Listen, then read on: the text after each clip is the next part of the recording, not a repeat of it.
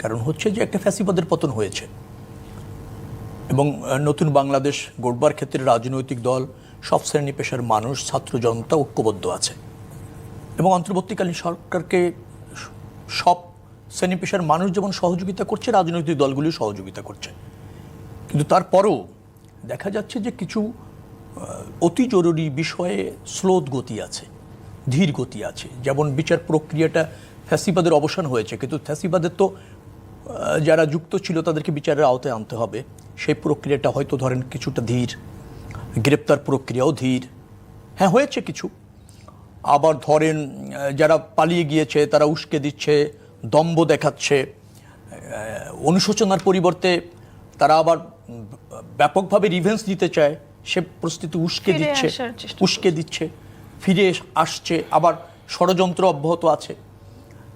আওয়ামী লীগ ফ্যাসিবাদে পরিণত হয়েছিল, ফ্যাসিবাদের প্রধান থেকে শুরু করে তার দোসররা হয়তো আপাতত কিছু পালিয়ে গিয়েছে, কিছু গা ঢাকা দিয়েছে, কিন্তু তাদের অন্যান্য যে সহযোগী শক্তি, সুবিধাভোগী শক্তিরা তো আছে, তারা কিন্তু বসে নেই, তারা চেষ্টা করছে। সেটা দেশের আভ্যন্তরে বলেন, আঞ্চলিক পরিস্থিতি সে বলেন, আঞ্চলিক যে সমস্ত সুবিধাভোগী শক্তি আছে, আন্তর্জাতিক যে সমস্ত শক্তি আছে, তাদের দোসররা আছে, তারা তো সক্রিয় আছে, চেষ্টা করছে অন্তর্বর্তী সরকারকে ব্যর্থ করার জন্য, বাংলাদেশকে ব্যর্থ করার জন্য। এ চেষ্টা অব্যাহত আছে। এখন প্রশ্নটা হচ্ছে যে অব্যাহত আছে বিধায় এই যে অরাজকতা, সেই অরাজকতায় একটা জিনিস ক্ষতিগ্রস্ত হবে যে বাংলাদেশে একটা সরকার স্থিতিশীল পরিবেশ তৈরি করতে পেরেছে, একটা নির্বাচনী আগাম পরিবেশ উন্নততর হচ্ছে বা অগ্রাধিকার পাচ্ছে। এই জিনিসগুলি যদি আপনি এস্টাবলিশ করা যেত তাহলে আমার মনে হয় অস্থিরতাটাকে আরও বেশি নিয়ন্ত্রণ করা যেত।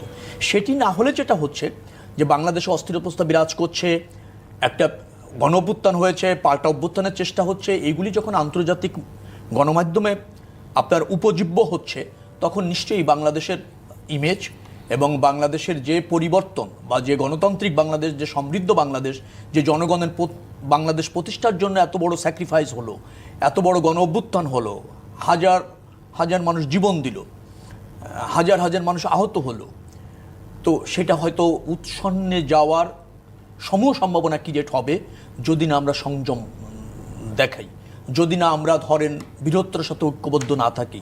এবং আইন শৃঙ্খলা পরিস্থিতির উন্নতির একান্তই প্রয়োজন। আমরা দেখতে পেলাম যে অপারেশন ডেভিল হান্ট শুরু হয়েছে, এটা আরও আগে হলে আরও ভালো হতো। এবং যে সমস্ত আওয়ামী লীগের দোসররা, ফ্যাসিবাদের দোসররা এবং ফ্যাসিবাদের সাথে যুক্ত যে সমস্ত অপশক্তি এখনও দেশে আছে, তাদেরও কিন্তু আইনের আওতায় আনার প্রয়োজন আছে। আমি কিন্তু আবার আইন হাতে তুলে নেওয়ার বিপক্ষে। আইন হাতে তুলে নিলে আবার নিজের হাতে কোনো গোষ্ঠীগতভাবে যদি কেউ নিয়ে নেয়, অথবা ধরেন আপনি বৈষম্য বিরোধী আন্দোলনের নামেও যদি কেউ নিয়ে নেয়, সেটা কিন্তু কাম্য না এবং সেটা কিন্তু স্বস্তি আনে না এবং সেটা দেশের জন্য ক্ষতি হয়।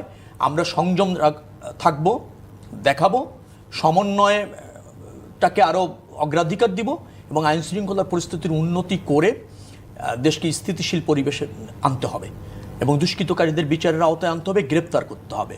তার চেয়ে বড় হচ্ছে যে জনগণের একটা সরকার প্রতিষ্ঠা করবার জন্য কিন্তু জন আকাঙ্ক্ষা রয়েছে। রাজনৈতিক দলগুলিরও এই রাষ্ট্র ব্যবস্থাপনায় অংশ নেওয়ার প্রয়োজন রয়েছে জনরায়ের ভিত্তিতে।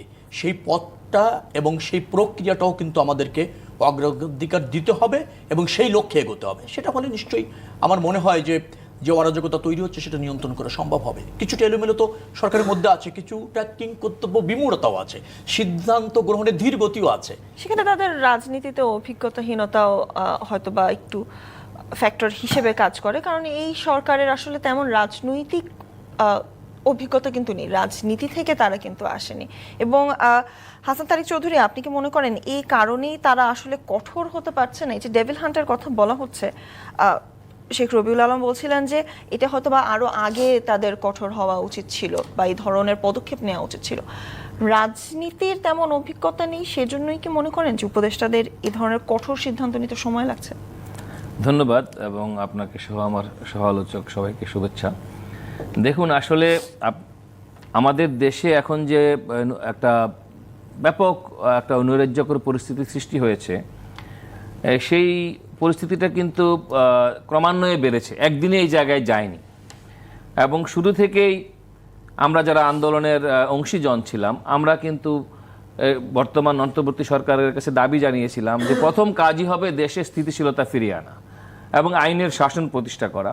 আমি বাংলাদেশের একটা সর্বোচ্চ আদালত সুপ্রিম কোর্টে আইন চর্চা করি, আইন পেশায় নিয়োজিত আছি। সেখানেও আমরা আইনজীবীদের পক্ষ থেকেও বলেছি যে একটা ফ্যাসিবাদের পতনের পরে প্রধানতম কাজটি যেটি সামনে আসে সেটি হলো দায়িত্বশীলতা। তাহলে এই দায়িত্বশীলতার পরিচয়টা জনগণের দিক থেকেও থাকতে হবে, রাজনৈতিক দলগুলোর দিক থেকেও থাকতে হবে, শ্রেণী পেশা সংগঠন থেকে থাকতে হবে এবং একই সঙ্গে এটি রাষ্ট্রের দিক থেকে থাকতে হবে। কিন্তু আমরা যেটি দেখলাম যে এই জায়গাটাই ছিল উপেক্ষিত, অর্থাৎ একটা গণ অভ্যুত্থানকে বানচাল করে দেওয়ার জন্য যা যা উস্কানি, যা যা চক্রান্ত হয়েছে, এই উস্কানির ফাঁদেই কিন্তু আমরা পা দিয়ে দিলাম। অর্থাৎ যারা অভ্যুত্থানকে ব্যর্থ করে দিতে চায় তারা তো উস্কানি দেবেই, কারণ তাদের ভেতরে রয়েছে এক ধরনের প্রতিশোধের স্পৃহা। তো সেটাকে বানচাল করে দেওয়ার জন্য দরকার অধিকতর দায়িত্বশীলতা এবং দক্ষতা এবং শক্ত হাতে আইনের শাসন প্রতিষ্ঠা করা। তা আমরা দেখলাম যে সেই জায়গাটা হলো না, যার ফলে অতি উৎসাহী বলেন বা স্বতঃস্ফূর্ততা বলেন, এক ধরনের মব কালচার আমাদের দেশে প্রতিষ্ঠিত হয়েছে এবং এটার একটা রাজনৈতিক রূপও দেওয়ার চেষ্টা হয়, একটা মতাদর্শিক রূপও দেওয়ার চেষ্টা হয়েছে। সেটা কি? আপনি দেখেন নারী ফুটবলারদের উপরে হামলা হয়েছে, এর সাথে রাজনীতির কিন্তু কোনো সম্পর্ক থাকার কথা নয়। যে জাতীয় পতাকা কপালে বেঁধে, মাথায় বেঁধে আমরা গণঅভ্যুত্থানে সামিল হয়েছিলাম, গণহত্যার প্রতিবাদ করেছিলাম, সেই জাতীয় পতাকার মূল স্পিরিটটাই হলো মুক্তিযুদ্ধ। সুতরাং মুক্তিযুদ্ধের 7 বীর শ্রেষ্ঠের কথা আপনি বলেছেন, যে তাদের মুরালও কিন্তু সেই মব আক্রমণের হাত থেকে রেহাই পাচ্ছে না। তাহলে কি দেখা যাচ্ছে? যে একটা অংশ সুকৌশলে আমাদের মুক্তিযুদ্ধ, আমাদের যে জাতীয় ঐতিহ্য ইত্যাদিকে কিন্তু একটা টার্গেট করে ফেলেছে। এবং আমার কাছে যেটা মনে হয়েছে, অন্তর্বর্তীকালীন সরকারের মাননীয় প্রধান উপদেষ্টা অনেক আগেই এই জায়গায় প্রিএমটিভ পজিশন নেওয়া দরকার ছিল, যাতে করে এই ধরনের ঘটনাগুলো না ঘটে। আজকে আমরা দেখেছি যে বাংলাদেশ সুপ্রিম কোর্টে সেনাবাহিনী মোতায়েন করা হয়েছে সেখানকার স্থাপনা সহ সমস্ত কিছুকে রক্ষা করার জন্য। তাহলে দেশটা কোন জায়গায় যাচ্ছে?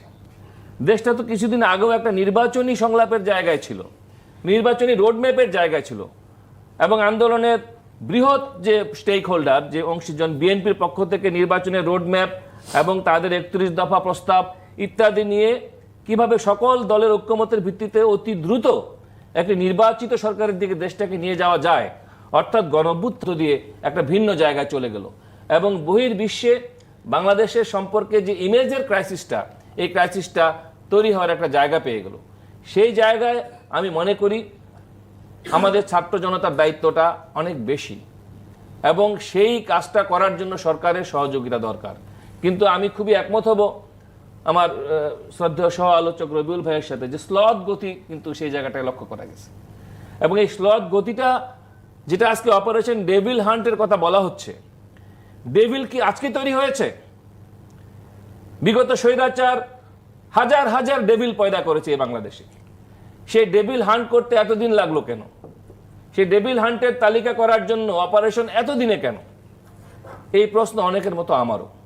এবং আপনি দেখেন যে মানুষের মধ্যে এক ধরনের অস্থিরতার জায়গায় তৈরি হয়ে গিয়েছে, কারণ এই অভ্যুত্থানের মধ্য দিয়ে মানুষের প্রত্যাশার জায়গা ছিল অনেক। সাধারণ মানুষ, ছাত্র জনতা আশা করেছিল অভ্যুত্থানের পর দেশে এক ধরনের অধিকারের সাম্যতা প্রতিষ্ঠিত হবে। কিন্তু আমরা কি দেখলাম? আমাদের অর্থ উপদেষ্টা বললেন, বাণিজ্য উপদেষ্টা বললেন যে চাঁদাবাজির কারণে দ্রব্যমূল্য নিয়ন্ত্রণ করা যাচ্ছে না। তাহলে তিনি চাঁদাবাজিকে স্বীকার করে নিচ্ছেন। তাহলে এই চাঁদাবাজি যে করছে সে ডেভিল কারা? সে ডেভিলদেরকে কেন আইনের আওতায় আনা হচ্ছে না? কেন তাদের তালিকা স্বরাষ্ট্র মন্ত্রণালয় প্রকাশ করছে না? সুতরাং ডেভিল সচিবালয় থেকে শুরু করে সর্বত্র। এবং আজকে আমরা যদি মনে করি, কেউ যদি মনে করে যে মব দিয়ে অরাজকতা সৃষ্টি করে, নৈরাজ্য করে গণঅভ্যুত্থানকে সফল করা যাবে, তাহলে আমি মনে করি যে তারা বোকার স্বর্গে বসবাস করছেন। গণঅভ্যুত্থানকে সফল করার পূর্ব শর্তই হলো বাংলাদেশে অতি দ্রুত একটি নির্বাচিত এখতিয়ার সম্পন্ন সরকার, যারা সংস্কারের কাজটি সম্পন্ন করতে পারবে। কারণ আমাদের দেশে এতদিনে বিগত সময়ে বিরাট বৈষম্য হয়েছে এবং সেই বৈষম্যের বিরুদ্ধেই ছিল এই অভ্যুত্থান। আমাদের শ্রমিকদেরকে গুলি করে হত্যা করা হয়েছে এই অভ্যুত্থানের পরেও। এবং শ্রমিকদের ন্যায্য যে ন্যূনতম মজুরি সেটি এখনো অর্জিত হয়নি। বিভিন্ন কারখানা কিন্তু এখন বন্ধ হয়ে যাচ্ছে। এই ধরনের আসলে ঘটনার জন্য কি আপনার মনে হয় না জনগণকে উস্কে দেওয়াটা আরো অনেক সহজ হচ্ছে? কারণ মানুষের ভেতরে ক্ষোভটা কিন্তু অনেকটাই বাড়ছে। এই প্রশ্নটা আসলে রাখতে চাই শেখ রবিউল আলম আপনার কাছে। না, আপনি তো সেটা তো প্রভাব পড়বেই। কারণ হচ্ছে যে আপনি যদি দেখেন যে আমাদের অর্থনৈতিক অব্যবস্থাপনা আছে এবং কিছুটা ঝুঁকিতেও আছে। শুধুমাত্র রেমিটেন্স প্রবাহটা ঠিক আছে, বৈদেশিক বিনিয়োগ কমেছে, আভ্যন্তরীণ বেসরকারি বিনিয়োগে কিন্তু পুঁজির সংকুচিত হচ্ছে, প্রবাহ কম, কর্মসংস্থান বাড়ছে না, দ্রব্যমূল্যের ঊর্ধ্বগতি, মজুরি যা তাতে জীবন নির্বাহ করা কঠিন, এরকম অস্থিরতা তো আছে। তারপরে হচ্ছে যে আওয়ামী সুবিধাভোগী একটা বড় ব্যবসায়ী শ্রেণী ছিল, তারা তাদের ব্যবসাগুলি এখন কিছুটা হলে ঝুঁকিতে পড়েছে, কারণ তারা তো অর্থ পাচার করেছে, লুট করেছে, অনেকটা পড়েছে। এখন দেখেন সেই অস্থিরতাকে আবার একটা গোষ্ঠী আওয়ামী লীগ বা ফ্যাসিবাদী ওই শক্তি তাদেরকে আবার তাদের রাজনৈতিক স্বার্থে ব্যবহার করার একটা সুযোগ পেয়ে যাবে, সুযোগ পাচ্ছে, এবং সেখানে ভিতর থেকে উস্কানিও আছে আমরা যতটা জেনেছি। এখন একটা সরকার আছে, সরকারের কাজটা কি আপনি আমাকে বলেন? ওই আপনি বলছিলেন ভালো যে রাজনৈতিক অভিজ্ঞতা নেই, হ্যাঁ আমি একমত, রাজনৈতিক অভিজ্ঞতা নেই, রাজনীতির সাথে সম্পৃক্ত না, কিন্তু একটা সমস্যা এখানে আছে, অভিজ্ঞতা নাই, সম্পৃক্ততা না, আবার একটু রাজনীতিবিদ হবার খায়েশও আছে, আবার রাজনৈতিক গঠন দল তাদের ছত্রছায়ায় করার মানসিকতাও আছে।